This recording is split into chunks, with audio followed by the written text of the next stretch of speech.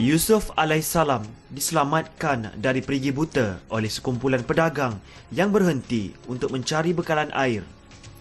Mereka dalam perjalanan menuju ke Mesir dan membawa Yusuf alaihissalam bersama mereka sebagai barang dagangan untuk dijual di Mesir.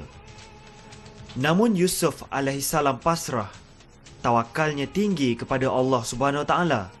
Beliau yakin bahawa masa depannya adalah masa depan yang cemerlang dan gemilang.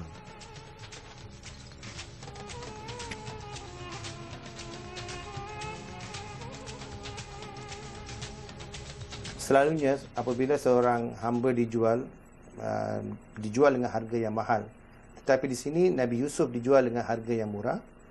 Memandangkan Nabi Yusuf pada ketika itu cuma seorang kanak-kanak ataupun seorang kanak-kanak yang mungkin sekitar umur 5 tahun ke 8 tahun.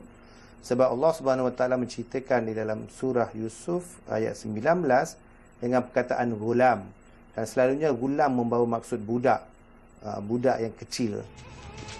Yusuf akhirnya dibeli oleh seorang pembesar Mesir yang dipercayai bernama Kitir, manakala isterinya bernama Zulaika. Pembesar Mesir tersebut telah menjadikan Yusuf alaihissalam sebagai anak angkatnya dan beliau melayan Yusuf alaihissalam dengan penuh kasih sayang. Namun begitu, kesenangan ini tidak berpanjangan ketika Yusuf alaihissalam meningkat dewasa. Nabi Yusuf alaihissalam membesar dan dikurniakan Allah Subhanahu Wa Taala rupa paras yang amat menawan. Ironinya, yang tergoda adalah ibu angkatnya sendiri, iaitu Zulaika. وراودته التي هو في بيتها عن نفسه وغلقت الأبواب وقالت هيت لك قال معاذ الله إنه ربي أحسن مثواي innahu la yuflihul zalimun. Dan perempuan yang Yusuf tinggal di rumahnya bersungguh-sungguh memujuk Yusuf, berkehendakkan dirinya, dan perempuan itu pun menutup pintu-pintu serta berkata, marilah kemari, aku bersedia untukmu. Yusuf menjawab, aku berlindung kepada Allah dari perbuatan yang keji ini. Sesungguhnya Tuhanku telah memeliharaku dengan sebaik-baiknya. Sesungguhnya orang yang zalim tidak akan berjaya.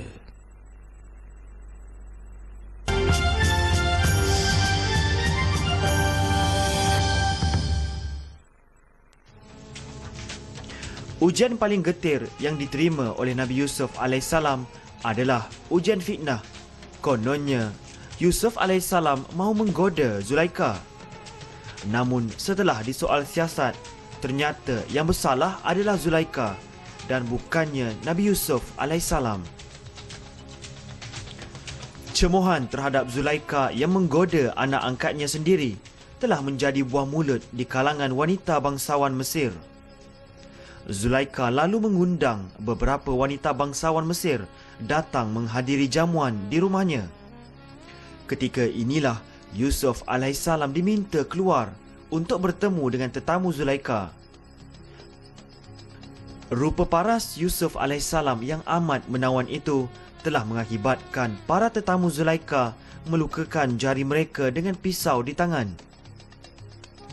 Suasana yang tidak menentu ini telah menimbulkan rasa yang tidak selesa di dalam hati Nabi Yusuf alaihissalam, dan dia berdoa kepada Allah Subhanahu Wa Taala agar beliau dibebaskan dari suasana ini. Nabi Yusuf alaihissalam dipenjarakan bagi mengelak fitnah terhadapnya berleluasa. Nabi Yusuf alaihissalam menerimanya dengan redha. Ketika di dalam penjara inilah Allah Subhanahu Wa Taala telah menganugerahkan kepada Yusuf alaihissalam kebolehan untuk menafsir mimpi. Nabi Yusuf alaihissalam telah menggunakan kesempatan ini untuk berdakwah, mengajak manusia untuk beriman kepada Allah Subhanahu Wa Taala. Kebolehan beliau untuk menafsir mimpi telah menjadi daya tarikan untuk mereka menerima dakwah yang dibawa oleh Nabi Yusuf alaihissalam. Nabi Yusuf alaihissalam menekankan bahawa kebolehannya menafsir mimpi adalah satu mukjizat yang telah dianugerahkan oleh Allah Subhanahu Wa Taala kepadanya. Kelebihan Nabi Yusuf alaihissalam menafsir mimpi telah menjadi penyebab beliau dikeluarkan dari penjara dan dilantik menjadi penasihat kepada Raja Mesir. Raja Mesir telah bermimpi melihat 7 ekor lembu yang besar dimakan oleh 7 ekor lembu yang kurus, dan 7 tangkai gandum yang hijau segar, dan 7 tangkai lainnya yang kering. Raja Mesir telah mengarahkan para pembesar untuk mentafsirkan mimpinya. Malangnya, pembesar-pembesar tidak dapat memberikan tafsiran kepada mimpi tersebut. وقال الملك إني أرى 7 بقرات سمان يأكلهن 7 عجاف و7 سنبلات خضر وأخر يابسات يا أيها الملأ أفتوني في رؤياي إن كنتم للرؤيا تعبرون. Dan pada suatu hari Raja Mesir berkata, sesungguhnya aku mimpi melihat 7 ekor lembu yang gemuk dimakan oleh 7 ekor lembu yang kurus. Dan aku melihat 7 tangkai biji-bijian yang hijau dan 7 tangkai lagi yang kering. Wahai ketua-ketua kaum yang hadir, terangkanlah kepadaku tentang mimpiku ini, kalau kamu orang yang pandai menafsirkan mimpi. Pembantu Raja Mesir yang sedang menghidangkan minuman yang pernah dipenjara bersama Nabi Yusuf alaihissalam teringat akan kebolehan Nabi Yusuf alaihissalam menafsir mimpi. Berita ini dikabarkan kepada Raja Mesir dan beliau telah mengarahkan agar Nabi Yusuf alaihissalam dibawa menghadapnya dan menafsirkan mimpi tersebut. Kebolehan Nabi Yusuf alaihissalam menafsirkan mimpi tersebut dengan tepat, sekaligus menceritakan cara-cara untuk mengelakkan zaman kemarau dan kebuluran yang bakal menimpa Mesir, telah membuatkan Nabi Yusuf alaihissalam dilantik menjadi salah seorang pembesar Mesir. Kemarau panjang yang melanda bumi Mesir juga telah melanda kawasan serantau, termasuk bumi Palestin. Ini mendorong abang-abang Nabi Yusuf alaihissalam yang berada di Palestin datang merantau ke Mesir untuk mendapatkan bekalan makanan. Ketika di Mesir, mereka bertemu Nabi Yusuf alaihissalam, namun tidak mengenali Yusuf. Sebaliknya, Nabi Yusuf alaihissalam mengenali mereka. Nabi Yusuf alaihissalam melayan abang-abangnya dengan baik dan telah membekalkan makanan yang secukupnya. Beliau telah mengambil kesempatan ini untuk bertanya latar belakang keluarga mereka.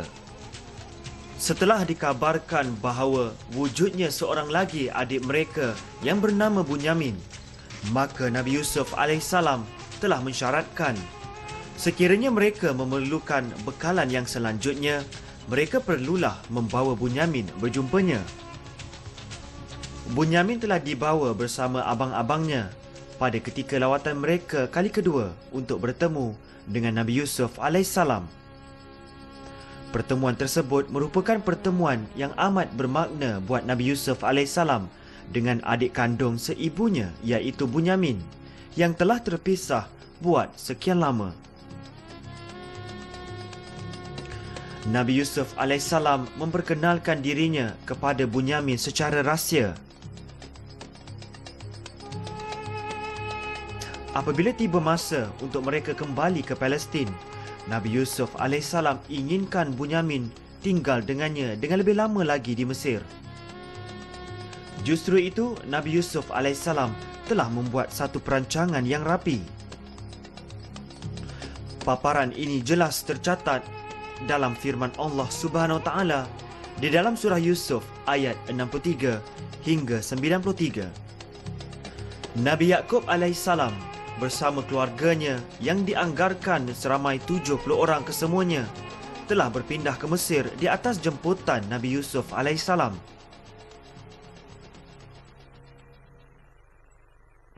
فلما دخلوا على يوسف آوى إليه أبويه وقال ادخلوا مصر إن شاء الله آمنين. Maka ketika mereka Nabi Yaqub dan keluarganya masuk ke Mesir menemui Yusuf, Yusuf segera menyambut serta memeluk kedua ibu bapanya sambil berkata, "Masuklah kamu ke negeri Mesir, insya-Allah kamu berada di dalam keamanan."